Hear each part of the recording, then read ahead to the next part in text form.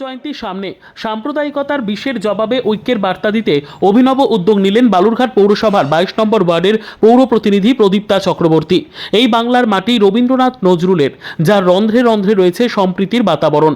কিন্তু সম্প্রতি কিছু অপশক্তি সেই মাটিকে বিভেদের বিষে কলুষিত করতে উঠে পড়ে লেগেছে। এই প্রেক্ষিতে রবীন্দ্র জয়ন্তীকে সামনে রেখে অভিনব উদ্যোগ নিলেন বালুরঘাট পৌরসভার 22 নম্বর ওয়ার্ডের পৌর প্রতিনিধি প্রদীপ্তা চক্রবর্তী। ওয়ার্ডের একাধিক দেওয়ালে শোভা পাচ্ছে রবীন্দ্রনাথ ঠাকুরের ছবি ও তার মানবতাবাদী বাণী। উদ্দেশ্য একটাই, অশান্তির আবহে সাধারণ মানুষকে সম্প্রীতির বার্তা পৌঁছে দেওয়া। সংস্কৃতির শহর বালুরঘাটে এমন পদক্ষেপ মন ছুঁয়েছে বহু বালুরঘাটবাসীর। পৌর প্রতিনিধি প্রদীপ্তা চক্রবর্তীর কথায়, রবীন্দ্রনাথের ভাবনা আজও পথ দেখায়। তার আলোয় ঐক্যের মশাল জ্বালাতে চেয়েছি। সংস্কৃতির ছত্রছায়ায় রবীন্দ্রনাথের বাণী হয়ে উঠেছে শান্তির হাতিয়ার। সংস্কৃতির ছত্রছায়ায় রবীন্দ্রনাথের বাণী হয়ে উঠেছে শান্তির হাতিয়ার।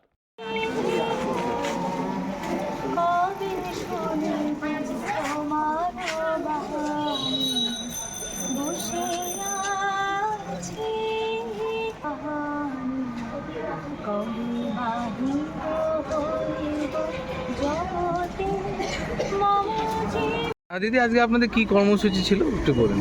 আগামীকাল 25শে বৈশাখ আমাদের বিশ্বকবি গুরু রবীন্দ্রনাথ ঠাকুরের জন্মদিন।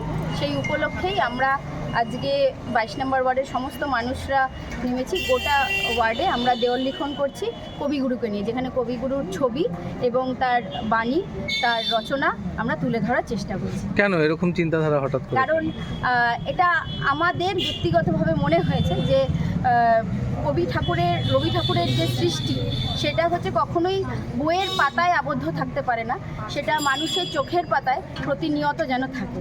তাই আজকে আমাদের সমাজ সংস্কারক, সোশ্যাল রিফর্মার হিসেবেও আমরা রবীন্দ্রনাথ ঠাকুরকে চিনি, জানি।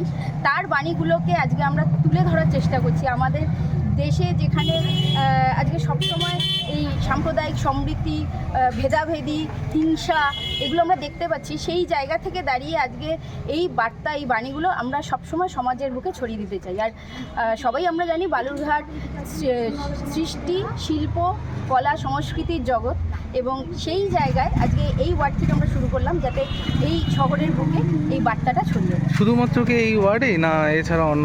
আমরা এখানে আমাদের ওয়ার্ড থেকেই শুরু। কতগুলো জায়গায় করা হবে? আমরা প্রায় 15-20টা দেওয়াল নিয়েছি, যেখানে আমরা এইটা আজকে পুরো গোটা দিনের মধ্যে শেষ করবো, আর কালকে আমাদের ওয়ার্ডে র্যালি করবো।